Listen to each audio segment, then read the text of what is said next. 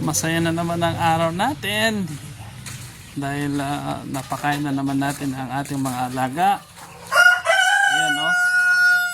Paisisi lang sila kasi busog na. Alam na alam ko pagka yan ay hindi mapakali. Yan, no? Sobra-sobra pa pagkain nila, oh. Gutom na gutom yan pagka nagwawala. Yan, no? So, ito na po ang ating mga bagong sisiw. Yan. Ang liliksi, ang gandang tignan, healthy, nakakatuwa. Ang mga manok po pa lang ito ay mga Rhode Island Red. Meron tayong Black Astrolop kasama dyan, tsaka meron tayong bulik. Yan. So nangingitlog po ang mga manok na to sa isang taon, 200 hanggang 300 eggs.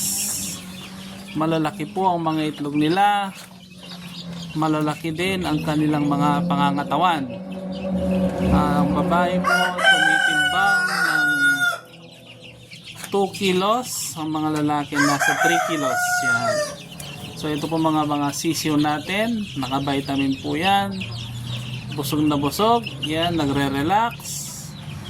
Mamaya kakain na naman ng mga yan. Ito yung mga 2 weeks old natin, ang liliksi. Yan, very healthy. Katatapos din nilang kumain. Yan, oh. Lalaki ng kanilang mga buksi. Buksi po ang tawag sa amin yan, yung nasa dibdib. Kung saan ang mga pagkain